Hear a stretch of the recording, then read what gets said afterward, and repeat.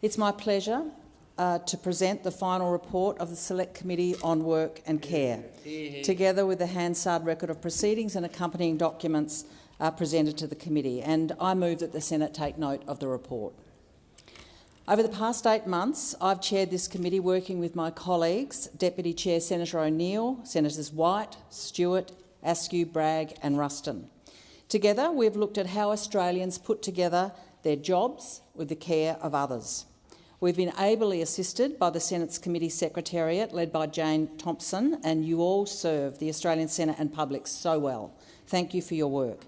Particular thanks to the 125 organisations and individuals who wrote submissions and appeared at our 11 days of public hearings. It's been a fascinating privilege to hear directly about what is happening out there in the land of the working carer, from employers, workers, unions, community organisations and carers around the country. We offer the Senate a majority report. The great deal of agreement around the evidence of this inquiry reflects the power of what we have heard. It was consistent, it was convincing. I believe the level of agreement also reflects the fact that we committee members live the realities affecting so many other Australians. We've done this work around the birth of Senator Stewart's baby, Ari, with grandchildren at our knees, our kids in the next room, and amidst the usual raft of family crises. In short, normal, juggling working life. In this way, we're part of a changed parliament that shares the changing work and care circumstances of other Australians, very different from the parliament of a century ago that set the terms of work for working carers last century. Things like the 8-hour day, the norm of full-time work.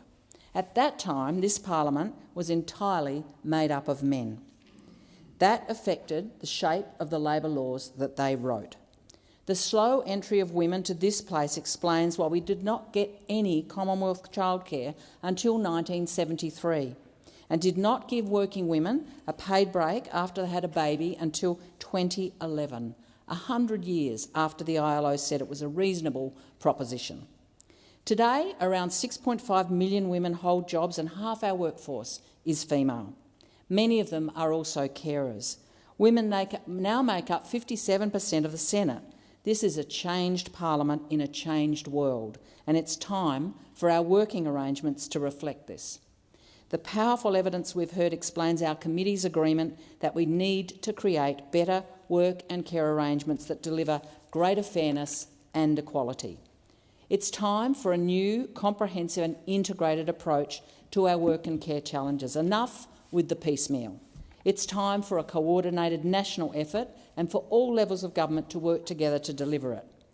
On any day of the week now, 4 in 10 Australian workers have caring responsibilities while they are at work. Most of us, over the course of our lives, will care for somebody.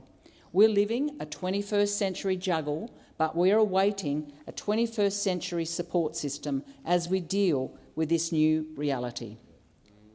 Too many experience time poverty, unpredictable hours, inflexible work. They feel the costs of this juggle in their household budgets, especially as inflation and the costs of care rise. We urgently need a new work and care regime appropriate to the 21st century, one that does not rely on the individual adaptations of hyper-flexible, often overloaded workers who are also parents and carers. One that ensures secure, predictable hours and pay. One that makes the most of new technologies whilst not allowing workers to knock off when their hours are done. One that supports parents of babies to take adequate leave at birth at the international standard of 52 weeks and to access the quality, affordable early childhood education and care so essential to our kids and appropriate to a rich OECD nation. Care that should be free in the view of the Greens. A regime that does not run the labour market on the stress and sweat of a juggling worker, or make the price of being both a worker and a carer a lifetime of low pay, insecurity, part-time work and poverty in retirement. Our report calls for more recognition of the work of carers at home. The unpaid care of Australians looking after older parents or friends or for disabled people amounts to $77 billion a year. Unpaid work, including that of parents, if you value it, adds up to half the value of Australia's GDP, yet many of these carers are living well below the poverty line. The effects of a work-life collision do not fall evenly. While they especially affect women, they also fall on so many young people caring for family members as they try to get to school or to a job, immigrant workers who cannot get access to decent work or afford care and make up a large proportion of our low-paid care workforce, First Nations communities who need culturally appropriate childcare but can't find it, low-income households who struggle to pay for care, and disabled people and their families who'd like to see a transition away from low-paying disability enterprises into open employment. The growing number of workers who are caring for an ageing parent but cannot find respite to take the pressure off. And it's time for a pay rise for care workers in childcare, aged care and disability care. Their work is undervalued and it doesn't reward their experience and their qualifications. We're seeing the very direct consequences of that today with news reports of shortfalls of thousands of aged care workers in a care workforce crisis. It's plain that we need to increase job security for many workers in our labour market.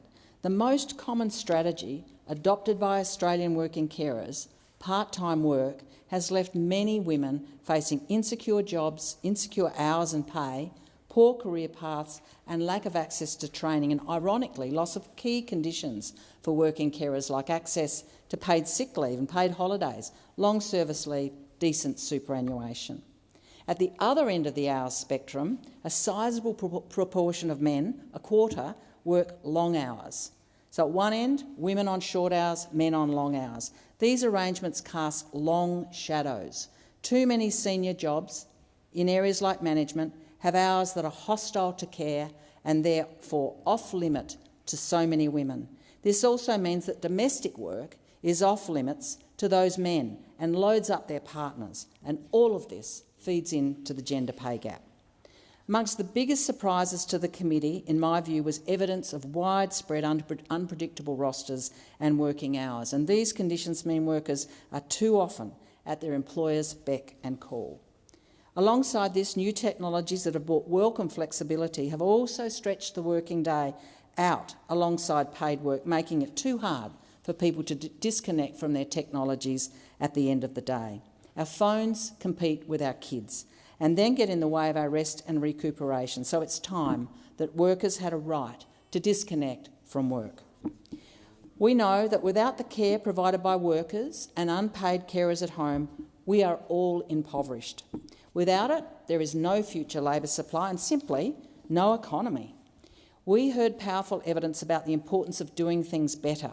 If we can lift the employment participation of carers, mostly women, to reach the rate in countries that offer better paid parental leave and childcare, for example, we could increase our workforce participation rate on average by 4%.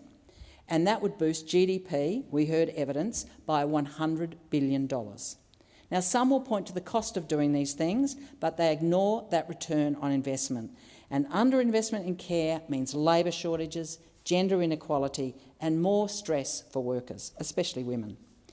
We in the Greens believe this is a crisis that needs an urgent response. Our workforce and our community deserve it, and as a rich OECD country, we can afford it. We blow billions a year on super tax breaks that deliver very little for carers or workers in our care industries. The government is looking at giving $1 trillion, $250 billion in stage 3 tax cuts to the very wealthy, and this could fund all that we recommend in this report and leave plenty of change. These are political choices. It does not have to be like this. What we do right now matters. Other countries do things differently and we can too. The work arrangements of last century gave Australians a right to work. In the 21st century, it's time for a right to both work and care. I commend this report to the Senate. I hope it will create momentum for the change that so many Australians are looking for. And I thank my fellow senators for their hard work and their collegiality. Thank you. Thank you, Senator Pocock.